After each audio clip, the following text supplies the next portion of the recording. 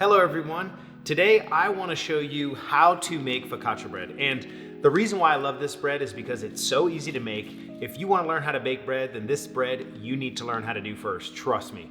And this I just grabbed straight out of the restaurant, so from Grano restaurant, and we're gonna use this recipe, and that's the recipe I'm gonna share with you today. When I first started making focaccia bread, it seemed overcomplicated, but today I promise you, I'm gonna show you how to make the easiest, simple focaccia bread that comes out perfect every single time.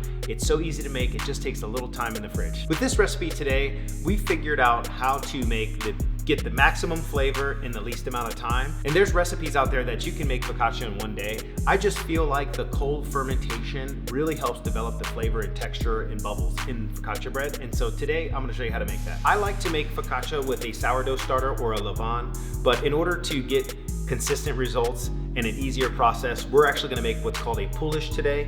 And poolish is traditionally made with commercial yeast. The levain is made with wild yeast. And what the poolish does is it really adds flavor to your focaccia dough to make it super nice and flavorful. Now we're gonna jump into making our poolish. Start with 516 grams of water, 516 grams of flour, 1 gram of commercial dry active yeast. Clean hands, and we're just gonna mix this up. And the reason why I'm making this poolish in this big container is because, you know, when I'm at the house, I don't really like washing too many dishes. So we'll make our poolish in here, and then we will also make our final dough in this container. So the poolish is supposed to look like, kind of like a thick pancake batter, right? And what you wanna do is you just wanna make sure you incorporate everything and there's no dry spots in the dough. The poolish is done, and if you wanna make dough the same day, you can let this double in size at room temp or around 82 degrees Fahrenheit. But for what I like to do to make my life easier is I like to take it the second day. So I'll take it just like this and I'll put it in the fridge for 24 hours.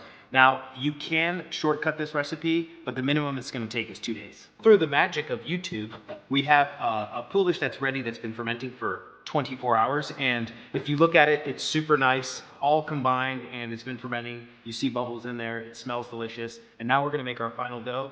Now, when making the final dough, you have two options. You can use a mixer, but because I wanna make sure that I'm showing the easiest way possible, I wanna show you how to mix it by hand. It's super easy, let's get into it. First, we're gonna add 1,345 grams of water to our poolish and get that incorporated. Ooh. It's like freezing. Another way you can speed up this process is, to really get the yeast jumping, is you can actually use warmer room temperature water. So, around 90 to 95 degrees. It really depends. There's a lot of ways you can shortcut in making focaccia, but I think, in all honesty, starting off with the water room temp, incorporating everything in, giving that yeast time to develop the dough is like super important. You just get maximum flavor. So now that our water and our poolish are mixed together, we're gonna add our bread flour, and we're gonna add 1,725 grams of bread flour to our mixture. This is where the party starts. So what I'm gonna do here is start mixing a little bit, and then I should have added the yeast to the water, but I just realized, so now I'm gonna add it. Oh, my pastry chef friends are gonna be mad at me. And that was 14 grams of yeast. This will be your workout for the day. The gluten's fighting me, so this is when I'm wishing that I used a mixer. And also at this time, you can also sub out some of the bread flour if you wanna use whole wheat flour. If you wanna use spelt or rye, you could sub out a percentage. And so usually, we're making a simple focaccia recipe today with bread flour, but just so you know, you can always add or subtract different types of flour. I would just keep 60% or more, a little bit more than half, 100% bread flour. And then in order to get the dough off your hands, I just use a little bit of water. Clean your hands off. So now we're gonna let this auto-lease for about 30 minutes. And auto-lease is just letting the gluten relax and marry with the water. So that way it's a little bit more elastic, so we can then mix in the salt. While our dough is in the auto-lease stage, what I like to do is I like to take the salt and just a little bit of water, and we're gonna pour it in there and mix it around. And that way it incorporates a lot easier into the dough. A lot of my professional baker friends would say, hey, you're gonna mess up the hydration with adding water. In all honesty, since this is a really high hydration dough, it's not gonna hurt anything. So now we have our auto-lease dough, and basically what we're gonna do is we're gonna incorporate the salt now, and this is where you get your hands dirty again. So make sure you have clean hands, okay? All right, salt water goes in, and then just get in there. The reason why you let it relax is because you see how much easier it is to work with. whereas before it was just a scraggly mess. So you really want to let the dough relax. I think focaccia is one of my favorite recipes. Everybody loves this bread. It's like so easy to make, but yet so rewarding, you know? And it's like, I know like deep down as a chef, sourdough levain is my favorite to use, but I'll tell you what, for consistency, using commercial yeast and letting the poolish do its job, you get pretty dang close. One of my good friends, Sourdough Duffy, has a really good sourdough focaccia recipe. Actually, he has multiple focaccia dough recipes. You should go check him out on his page. This is where I got my inspiration from. It's where I was able to scale it up for the restaurant, also make it consistent. Because one of the things people don't realize as a chef, you know, us chefs, we're not always preparing the food. So we have to make recipes that are easily scalable and also consistent. Now we're finished with our final dough. And what you want to do is you want to let this bulk ferment at room temp or anywhere from 77 to 80 degrees for about 4 to 6 hours. And you want to do stretch and folds every 30 to 45 minutes for that duration of time. So we're gonna let this bulk ferment and then we'll talk about stretch and folds. It's been about 30 minutes and we're gonna do our first stretch and fold. At this point, get a little bit of olive oil on your hands. Just a little bit. And then what we're doing here is we are not only dividing the temperature inside the dough, so meaning we're taking the outside and incorporating it with the inside, to make sure the dough is all the same temp, but we're also making sure we develop as much gluten as possible with this process. So, stretch, turn, stretch, turn, stretch, turn.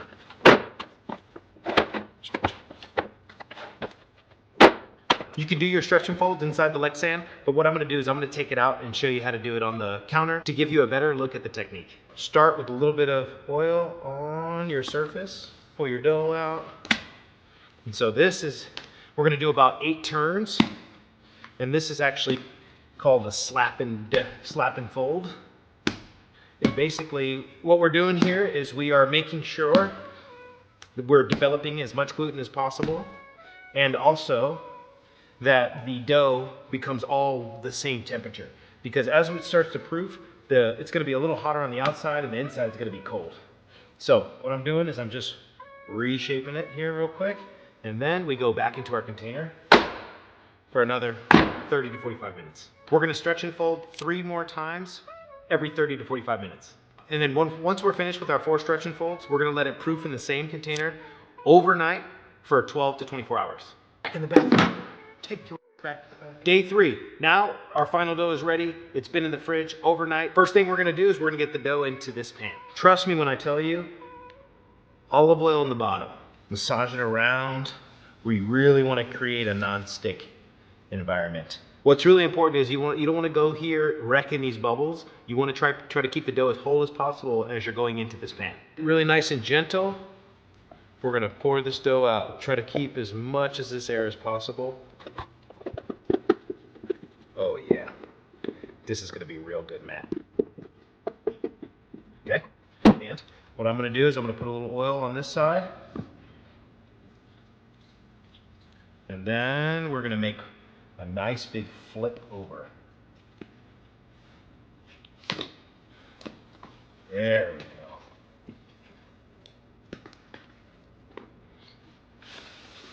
And then, one of my favorite parts, the dimpling begins. Trust me, I've learned by mistake, you really want to get oil on the bottom side and the top side because the more olive oil, the better. Now, you could also substitute beef tallow, duck fat, clarified butter. But for me, for this recipe, we're using olive oil. We're also gonna use garlic, confit garlic and rosemary, which are my favorite combinations for focaccia bread. If you see any bubbles like this, just go ahead and pop them. They're just really gonna burn. You wanna keep ones like this, but the really big ones, forget about it. Beautiful. For the first part of the bulk ferment, on the final day, I like to take another half sheet pan, put it right on top, so that way skin doesn't develop on top of the dough. And now we're gonna let this double in size, room temp. Usually for focaccia, I like to use a Lloyd pan, which is basically has a higher edge, but half sheet pans are in everybody's kitchen, readily available. And so basically what I wanna do here is make a little security barrier, so that way the focaccia doesn't spill over. To make the security wall, what you want to do is take a sheet of aluminum foil, fold it on itself probably about 3 or 4 times, and that way it has some structure, and then we're going to put it in between the dough and the half sheet pan. I'm actually going to fold this one more time.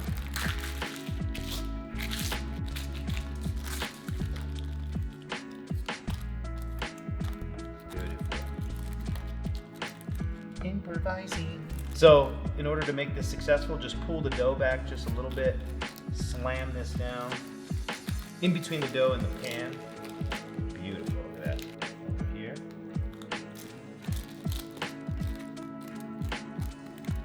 Be gentle. These two pieces together. These pieces together.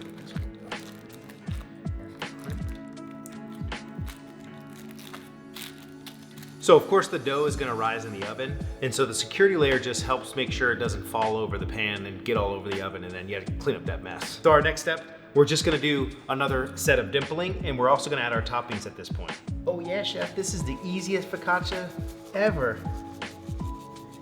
So I'm going in with a little fresh cut rosemary.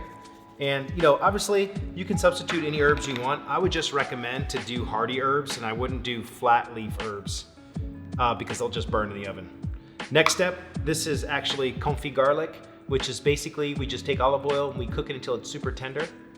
And we're gonna put this right on top. If you could smell this right now, it's heaven. Okay, so I wanna make sure the garlic is spread out nice and even. And then, super important, nice and gentle, we're going to dimple.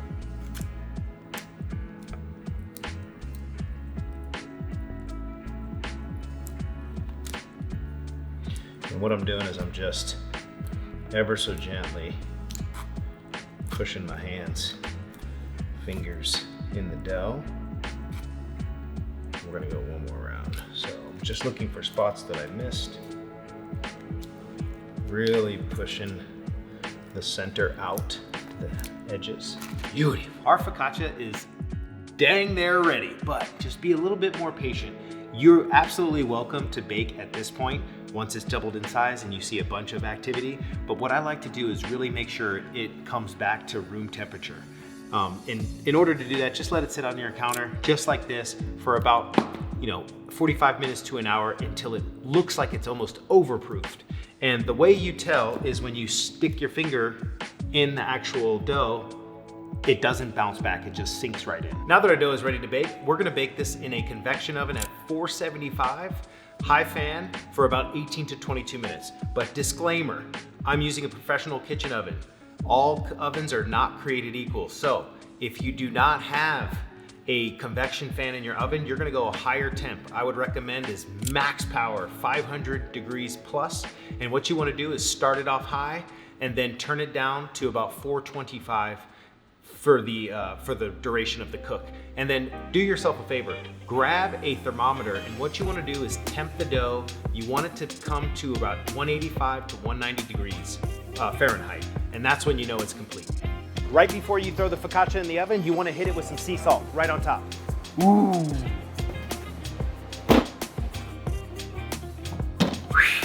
Finally, our focaccia is done. And what you want to do is you want to pull it out of the oven and immediately take it out of the pan because you don't want it to steam. You want to put it on a cooling rack and let it cool for about 30 to 45 minutes before you cut it open. Oh yeah. All right, now let's cut it into slices and give it a try. Nothing beats fresh focaccia. Beautiful. So good. Beautifully tender, seasoned, salt is good, baked just right. I really think you need to start it high, then drop the temperature down a little bit. Texture of the crumb is excellent. So good. This is one of my all-time favorite breads. First video in the bag. As you know, we are in our new Ember event space, and we're gonna be filming a ton of content here. So if you wanna see us create something, leave it down in the comments below. We're really excited to make this space come alive. It's a little plain right now, but don't worry. We're gonna be pumping out the best content on the interwebs from this little space over here. So give us a shout down below. If you're here from Instagram or TikTok, man, we appreciate you. We love you, and we can't wait to cook for you.